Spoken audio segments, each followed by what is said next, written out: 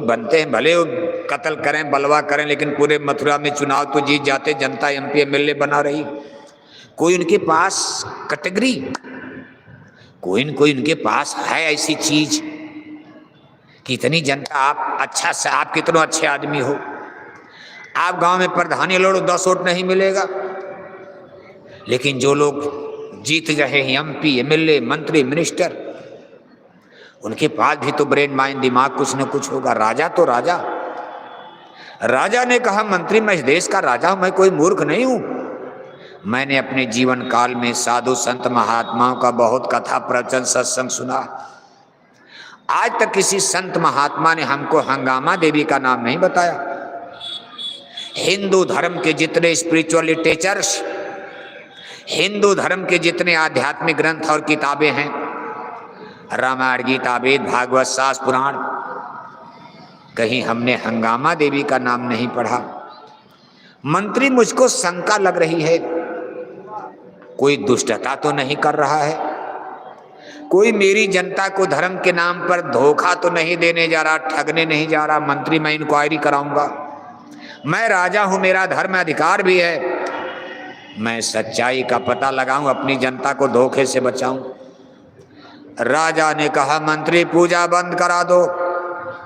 अब राजा का आर्डर हो गया तो पूजा बंद हो गई। राजा को कोई जनता से वोट लेना है कि जनता नाराज हो जाएगी, पूजा बंद हो जाएगी। तो राजा तो तलवार के बल पर गद्दी लेते थे, उनको लड़ाई लड़नी है। आज तो एमपी एमएलए थोड़ा डरेंगे, भाई जनता नाराज हो जाएगी, चलने दो, यही पूजा चलने दो, हंगामा देवी चलने दो, नहीं तो जनता नाराज होकर के वोट हमको नहीं देगी। राजा को क्या डर है? राजा का आर्डर हुआ पूजा बंद है। राजा ने कहा मंत्री जरा बालू हटाओ। तो जब बालू हटाया गया तो नीचे मिल गया बालू का टीला। राजा ने कहा भाई ये तो बालू है। तो जिनको पुजारी बनना था, अब उनका कलेजा धक धक कर रहा है कि जनता को, प्रजा को तो मैंने ठग लिया, लेकिन मैं राजा को कैसे धोखा दे पाऊंगी? राजा मूर्ख तो है नहीं।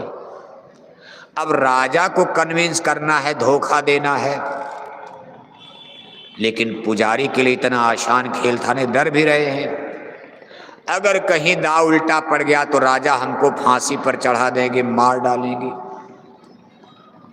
राजा ने कहा मंत्री ये तो बालू है। तो जिनको पुजारी बनना, तो उन्होंने कहा महाराज इसके नीचे देवी मैया भी हैं, प्रगटीकरण का दिन है, प्रकट हो जाएंगी कल। राजा ने कहा मैं अभी देखना चाहता हूं, मेरे पास कल तक का समय नहीं है। राजा ने कहा मंत्री जरा बालू हटवाओ तो मैं देखूं देवी मैया कितना नीचे है। अब पुजारी घबरा गए कि अब तो भेद खुल जाएगा।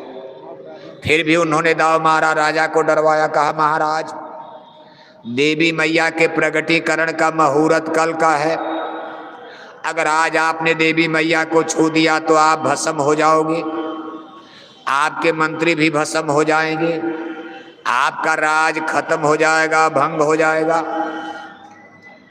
राजा ने डांटा, कहा मेरा राज जंतर मंतर से नहीं मिला है, मैंने तलवार से लड़ाई लड़के अपना राज लिया है। मेरा तलवार भंग करने के लिए तलवार की जरूरत पड़ेगी। तुम अपना जंतर मंतर अपने पास रखो, हमको ठगना चाहते हो? तुम्हारे जैसे मैंने बहुत देखे, हटाओ। अब जब पुजारी ने कहा कि राजा भी गजब के, पुजारी भीड़ में 9 2 11 हो गए कि अब तो भेद खुलेगा, हम मारे जाएंगे। पुजारी तो वहां से भाग लिए।